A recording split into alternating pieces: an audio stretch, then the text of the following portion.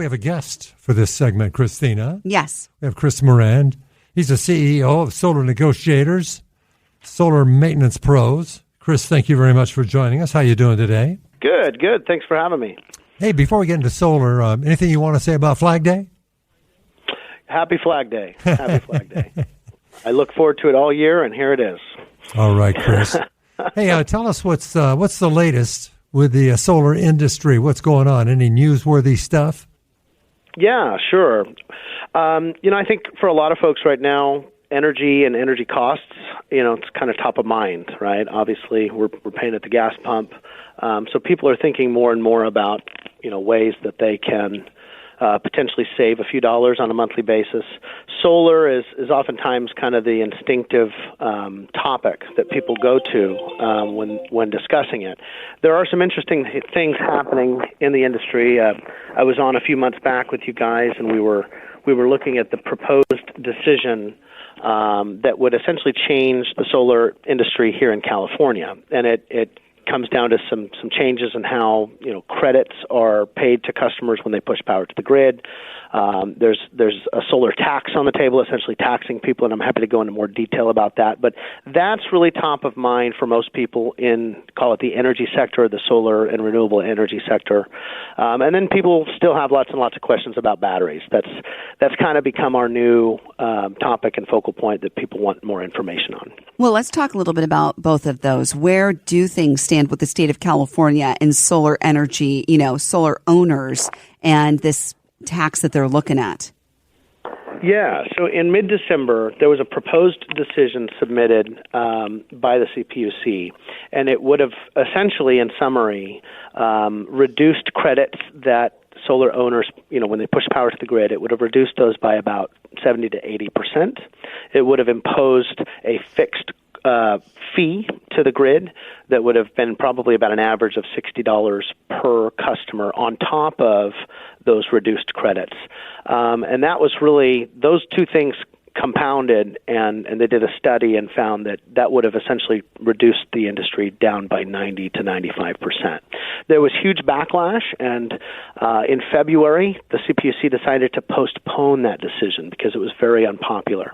So they've now gone back to the drawing board, and they're seeking public comment, and there are different groups that are submitting their proposals and their ideas. But I think one of the most, it's kind of been boiled down to one thing. People are saying, don't tax the sun. And some of the newer ideas that are floating in the background is the idea of actually charging people for their gross consumption behind the meter. And just to describe what that means, if you have a solar system and it produces 10 kilowatt hours and your air conditioner's on and you have a few, laundry going, you might consume all 10 kilowatts of that power. And if you do, it never hits the grid. It stays on your side of the meter. They're actually talking about a tax on that power, essentially saying it's kind of like growing your own food and then being charged because you didn't buy food from the grocery store. It's kind of to that level. So there's really a lot of backlash because a lot of folks, they want to see the renewable energy industry in California continue to grow. Now, we're also dealing with, wildfires currently. I guess there is no longer a wildfire season in California. It's just anytime, all the time.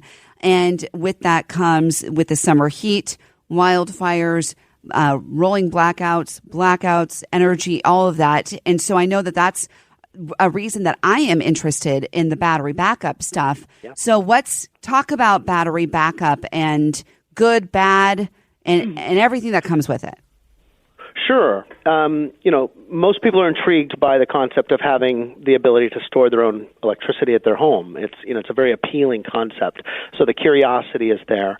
Your average battery, single battery lithium-ion technology is going to be between 10 and 13 kilowatt hours of storage capacity. That's really not enough to run, your whole house. It comes down to store how much power and then how much power can be delivered in amps. So a single battery might run your fridge and a few critical loads, for a period of time. It allows you to continue having your solar produce power in a grid outage. But if you really break people into multiple categories, it's if someone says, look, I live in the mountains, I have a well, my water is dependent on electricity, then we may add 2 or 3 or even 4 batteries to their home, and with the additional storage comes additional overall capability. And oftentimes we're now taking whole homes off. I don't say off the grid, but where they can run independently from the grid, and that's very, very appealing. There's also some savings opportunity with a battery. Each battery you add of that size that I described can save somewhere around $150 a year by shifting when you use your power from peak to off-peak. This stuff can get pretty boring pretty quickly, but it really comes back to cost for a lot of folks. Installing your first battery can range from $12,000 to $18,000 depending on a few factors, and that immediately, sticker shock for a few folks, especially knowing that it can only run a few items.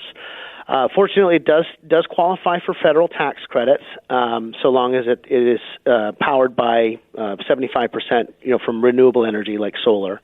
So it's really kind of a turning point for battery technology, where the adoption, I would expect it to follow the same curve that solar adoption did starting 10, 12 years ago. It's now affordable enough, and the technology is far along enough to where what we call an attachment rate, people who go solar and a battery is attached to it, that is increasing significantly.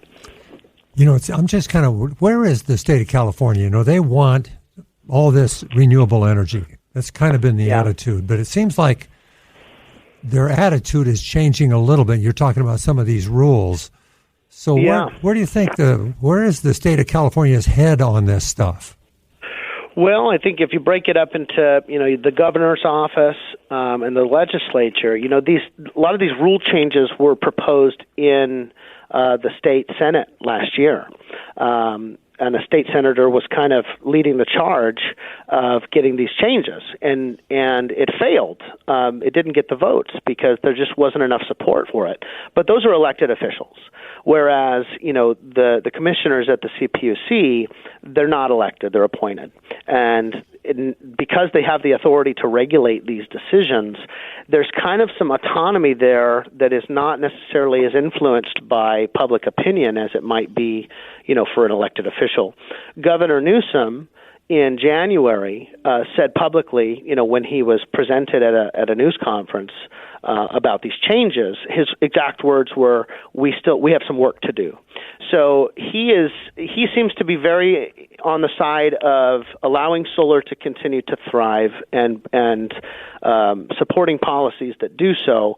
But there is definitely some contradiction in the state because you've got the Utility Commission kind of running their own approach, and there is talk that there's quite a bit of influence from the utilities because they carry a lot of lobbying power. So there's definitely some tugs in different directions depending on which part of the state you're discussing. It's ever changing. Chris, anything else you want to add before we say goodbye this morning? I usually don't come on here and promote going solar because I like to make sure that we get good info. But for anyone who's considered going solar, now is really a good time because the expectation is that should some of these rules change, those who go solar now will get grandfathered. So call multiple companies, get multiple quotes, do your research, but there's really never been a better time to consider it, especially with interest rates going up, inflation, all those things. So it's just a perfect storm. It's kind of the calm before the storm, and it's a good time. I would recommend people look into it. Okay, Chris Moran, Solar Negotiators, thanks so much for your time this morning. Of course. Thanks for having me. All right. There you go. If you want, give Solar Negotiators a call as one of those 3 options as you search. I guess full disclosure, I endorse Solar Negotiators. They put up the system at my house. They put up the system at our family business. And we're very happy with what they do. Yeah, as we talk about this coming summer, and we're getting all these warnings about blackouts, this is what kind of drives me crazy, right? Is that when you need power the most? I know. Is when it's not going to be there. That's why I was asking about, the battery. I think that's why people are so interested in these battery backup systems, and they are expensive. But I think that people are just kind of sick and tired of dealing with the state and PG&E and everything that's going on. So I agree. Solar Negotiators number, by the way, 447-1557, 1557. Yeah, it's just maddening to me that we live in a state that their plan seems to be to get rid of fossil fuels, but they don't have a great plan to replace it with everything. But it seems like this solar thing on houses has got to help, right? Yes, but in the same sense, it's like you're so successful at getting solar on houses that now you need to find a way to make money again. And so now they're looking for a way. You've convinced all these people to do what you want them to do, and now we've got to tax you somehow to get money for you. Yeah, it's just frustrating that we are being warned that there are going to be times we're going to have these brownouts, blackouts, whatever. Right. They know it. And, solar is a way of protecting yourself from those kind of things. So it's probably a good time to think about it. You loved Lala Kent on Vanderpump Rules. Now get to know her on Give Them Lala. With her assistant, Jess. Normal people don't write negative comments on people's Instagram. Right. They don't have to listen to this podcast. They don't have to buy tickets to come see my show. No one's forcing them to do anything. They're doing it because there's something that they relate to in me and I relate to in them. That sends chills all up my body. Yes. Give Them Lala. Listen wherever you get your podcasts.